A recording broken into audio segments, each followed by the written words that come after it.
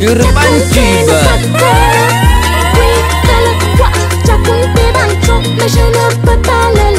La chanson Tchakounté, mesdames, messieurs, de notre invité Inès D. Alors, une chanson forcément qui a permis de te révéler au grand public, parce que la majorité justement des auditeurs qui ont surtout écouté cette chanson ici nous ont permis de comprendre qu'ils t'ont connu grâce à cette chanson.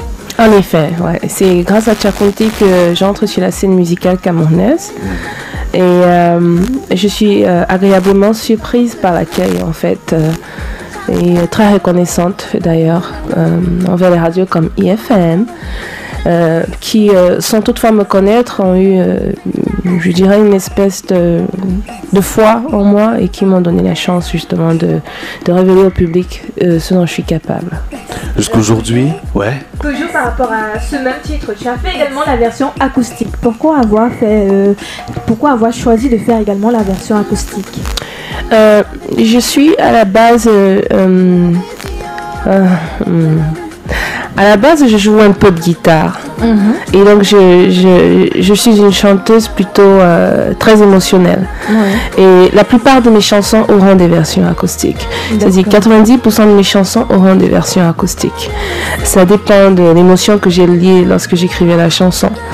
Et c'est pour cela qu'il y a l'acoustique de Tchakounté. D'accord. Il y a eu cette première chanson, aujourd'hui il y a une deuxième justement que tu vas nous présenter tantôt. Mais rétrospectivement, Inès, est-ce que tu es satisfaite du résultat? Une artiste ne peut jamais être satisfaite. La preuve, la première fois que j'ai écrit Tchakounté, j'ai reçu la musique d'un producteur et on a travaillé ensemble. J'ai eu juste une phrase.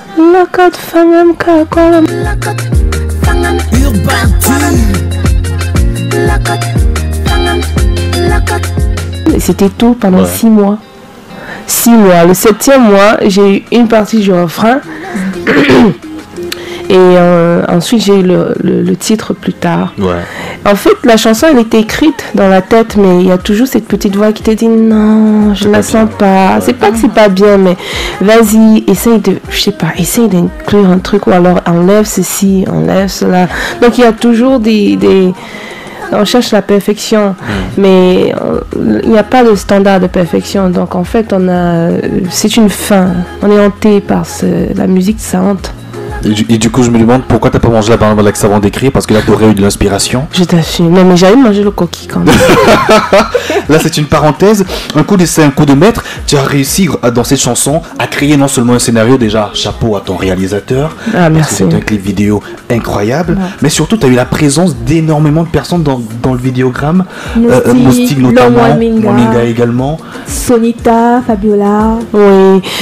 C'est toutes des personnes formidables en fait. C'est des personnes à qui je dois beaucoup, justement, parce que sans elles, rien de l'expression que j'espérais transmettre de Tchakounté n'aurait été possible, en fait.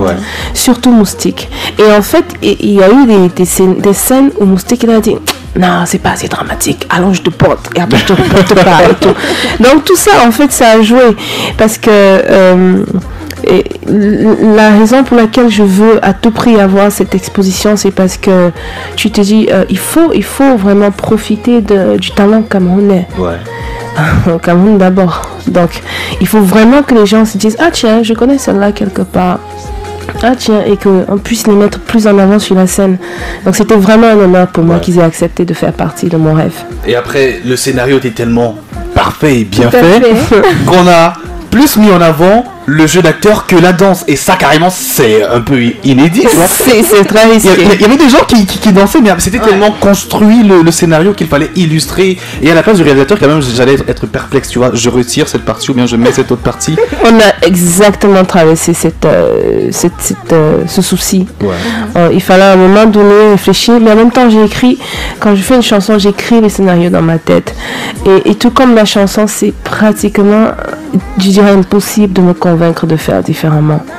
Je peux avoir des manquements, genre on n'a pas eu le temps de faire ça, mais il est impossible que j'ai eu le temps de faire une scène et que vous allez l'enlever, parce que j'ai l'impression que vous dénudez la chanson en elle-même. Justement. Et donc c'est comme Molo, c'est pareil, c'est comme les autres chansons qui arrivent, c'est pareil. Pour moi, je pense que ça va de pair en fait. Quand tu chantes, tu as une image dans la tête, et si tu n'arrives pas à concilier les deux, tu ne seras jamais satisfaite. Merci beaucoup. Il n'y a que nous les grands artistes, il n'y a que nous qui pouvons comprendre ça. Merci beaucoup d'en parler. Mais non, Inès dit, l'histoire derrière Tchakonté qui t'a énervé, qui t'a inspiré, mais surtout, est-ce que c'est une histoire que tu as vécue? Personnellement, non. Une cousine. Mais bon, en fait, l'histoire, c'est pas qu'une personne. C'est en fait un arsenal de personnes, de connaissances. Et c'est un peu ça. En fait, l'inspiration ne vient jamais vraiment, enfin la mienne du moins, elle ne vient jamais d'une seule personne. Je peux me lever le matin, je vois un couple là qui sont en train de se gâter dehors, je regarde. Je dis, ah. Du coup, toi, tu es inspiré. Il dit un mot, en fait, et ça m'inspirera les 2 premières phrases d'un couplet. Et ensuite, je vois un autre couple qui s'embrasse, ça m'inspire la suite de la chanson. Donc, c'est un peu la réalité de tous les jours. Justement, et malgré tout ce qu'il faisait de négatif, tu ne voulais pas le laisser, ça se voyait que tu l'aimais, tu étais accroché à lui. Et c'est justement ce sentiment-là qu'on a eu après avoir écouté ta musique. Mais chose quand même qui est bizarre et qui nous sert de transition, c'est que la nouvelle chanson Molo Molo, c'est genre, c'est une suite. De Tchakonté. Oui, en fait. Là, finalement, tu te décides d'aller te battre. Casser. Oui, il m'a barré, non.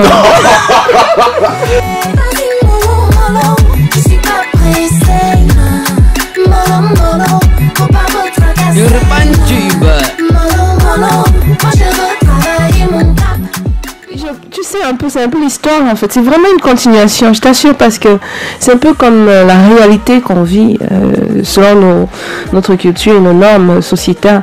C'est que tu vas à tout prix un homme, tu vas à tout prix la bague. Non, moi il faut que je me marie et tout. Tu es prête à tout. Et ensuite, quand tu rentres dans le mariage, bon, après le mariage, c'est pas toujours officiellement le mariage. Hein. Ça peut être le viens, on reste. Et ensuite, tu te rends compte que ça va tac. Parce qu'en fait... c'est pas comme tu imaginais. Ben non, du tout. La réalité est différente. Et surtout que tu n'as rien à apporter sur la table. Et comme je dis tantôt, c'est l'enfant de quelqu'un. Hein. Il va pas payer tout. Et après, tu veux qu'il soit parfait. Donc, quelque part, Molo s'adresse plus aux femmes qu'aux hommes. Donc... ouais. Et ce titre Molo est sorti il y a de cela 2 semaines déjà. Et comment est-ce que tu te sens? Est-ce que tu es plutôt satisfait jusqu'ici des différents retours? Je te dirais, la connaissance des gens un peu. Non, je suis pas satisfait. Je peux être satisfait à 100%, tu vois. Quand même. Pour être honnête, j'ai tellement de travail, j'ai tellement de choses à faire que j'ai pas vraiment pris le temps de m'asseoir et de gérer la satisfaction. Je suis satisfaite quand même à 10% parce que il y a un travail énorme qui est mis en arrière grâce à mon équipe, Dieu merci. Mais je pense qu'il y a toujours de la place pour l'amélioration. Donc ouais. Servais, si tu me permets. Bien sûr. Le week-end dernier, tu as partagé sur ta page Facebook une publication qui avait fait une playlist des 10 sonorités du moment. Et dans la playlist, vous occupiez la 6e place. Est-ce que à un moment, vous ne vous êtes pas arrêté pour dire enfin, je crois que je fais quelque chose. Je suis en train d'avancer. Ah si. Aujourd'hui, j'étais choquée parce que la même playlist était en première place. Wow, et j'ai découvert ça en route en fait. Non mais oui, je suis toujours très critique envers ma personne, malheureusement. Et c'est pour ça que j'avais arrêté la musique pendant 10 ans. Parce que j'ai toujours l'impression que non, c'est quoi ça? Tu vois, donc j'ai toujours l'impression que non, c'est quoi ça? On va t'insulter, on va... Et après, mais quand même, quand je vois ces playlists, j'ai plus de la reconnaissance que de la satisfaction. Pour moi, j'ai plus l'impression que ces gens qui font ces playlists, c'est à ce point que je suis critique, j'ai plus l'impression que, en fait, je pense qu'ils comprennent un peu qui je suis artistiquement. Donc, au lieu de voir la big picture, la grandeur, voilà, je me dis, c'est la personne qui a posté qui apprécie, je suppose. Tu vas regarder attentivement la caméra et tu vas inviter les auditeurs et surtout les internautes à écouter ta chanson en direct dans Urban Tube. Coucou, je vous invite à écouter ma chanson en direct sur Eventure. C'est une ST. M'emballer de gauche à droite, parce qu'il y a la côte à côté. Maltraité tous les jours, à cause de la côte. Hey, t'as besoin de sourire, écoute You Want You. Faut pas me tracasser.